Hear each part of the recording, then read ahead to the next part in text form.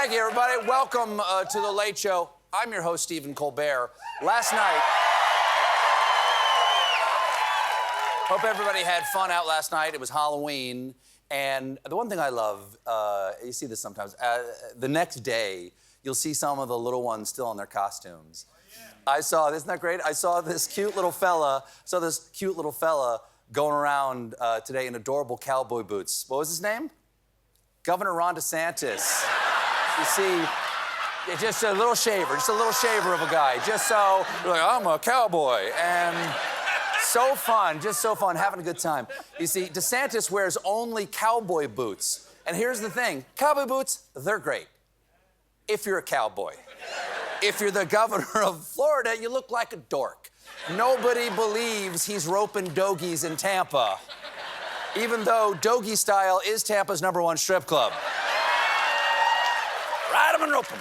Now, the rumored scandal is, I don't know if you've heard this, but the scandal is that DeSantis isn't wearing the boots for fashion. No, America's top cobblers believe that inside his boots, DeSantis is probably wearing height-boosting insoles.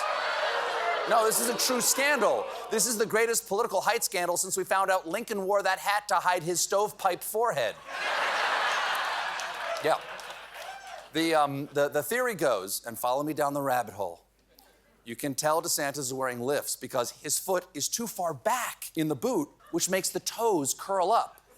Okay, let's check that. Jim, show me a picture. There he is giving a speech. Zoom in on the boots. Sweet Keebler elf. Governor, are you wearing lifts or are your toes just happy to see me? Cuz.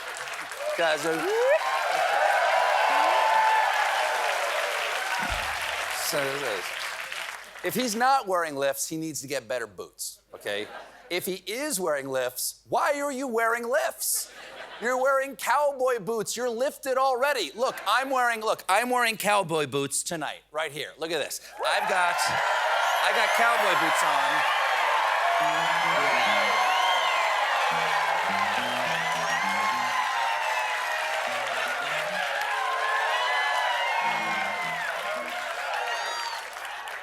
Now, this is a good look. I'll grant you that. Look how much height they already give me. I get like 2 inches of loft just from that heel right there, okay?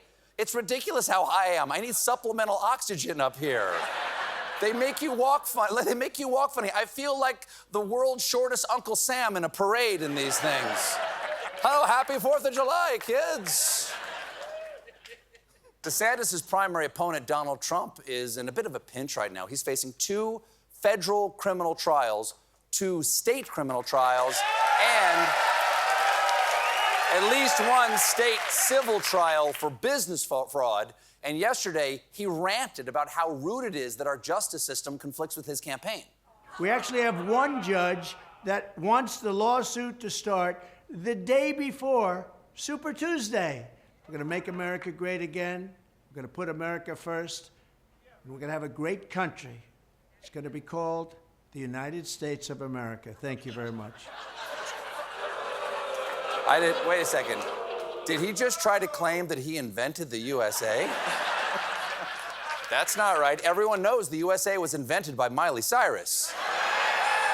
She wanted to throw a party. She was throwing a party. She needed the perfect venue. It's hard to keep track of all the Trump court cases, but we'll tell you all about the 5-headed hydra of legal jeopardy that is chasing him down the campaign trail in our new segment. Road to the White House and/or Big House. Donald Trump be the people. America decides and/or convicts.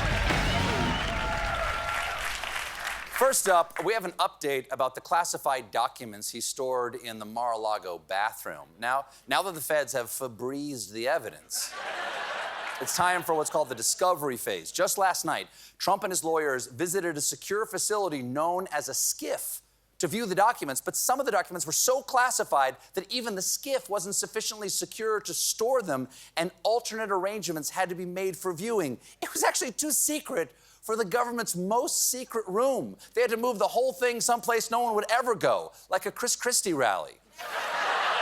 But there's also There's also the civil trial in New York, presided over by Judge Arthur Engoron. I'm sorry, I mispronounced that. I meant Judge Arthur Engoron!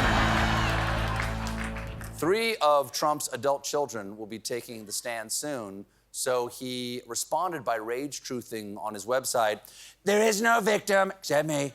Leave my children alone, Engoron. You are a disgrace to the legal profession. How dare you come after my sweet, innocent children? Don Jr., Ivanka, and Eric, as I call them, Little Me, Lady Me, and Wonder Gums." Now, I bought it from a freak show. Like a totally not worried person would do, Trump wrote this attack on the judge at 2:28 a.m. There's nothing says, "I'm not thinking about you," like posting at 2 in the morning. It's like a guy posting a gym selfie with a caption, "Pumping the iron at midnight. I don't miss you, Brenda. Say hi to the kids, because the judge says I can't." But I know behind that is kind of a sad story, isn't it? But it turns out 2 a.m. truth rants are not legally binding, and as planned, today the court heard from Trump's son and guy failing to catch a shrimp at Benihana. Don Jr. Don Jr. arrived at the courtroom in a jovial mood. I should have worn makeup.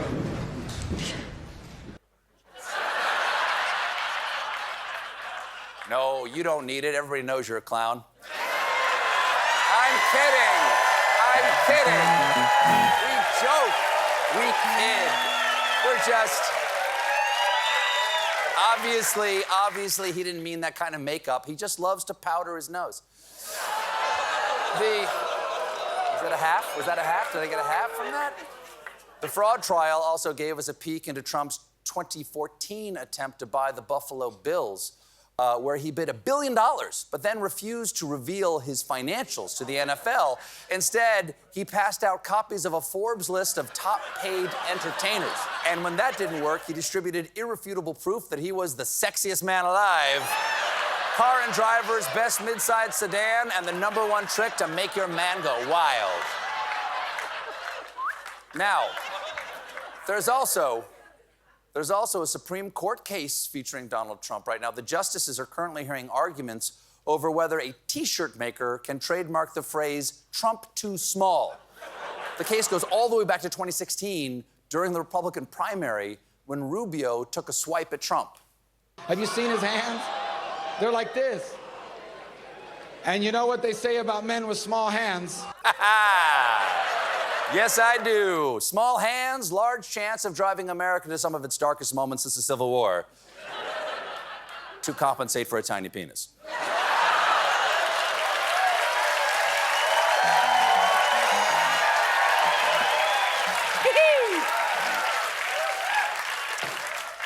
President Biden has been busy this week. On Monday, he signed an executive order to oversee AI, and there is no one I trust more to save us from the rise of the machines than Joe Biden, as long as none of those machines is a bicycle. He's fine. He's fine. Now, you might be asking, why is Joe suddenly talking about the robots? According to the White House, Biden's concern about AI grew after watching Mission Impossible: Dead Reckoning Part 1, and we actually have the exact scene that scared Biden.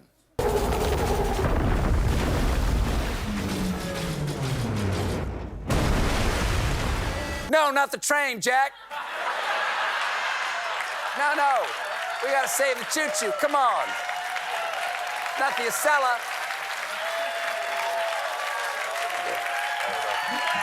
No. The president issued a chilling warning about the dangers of AI.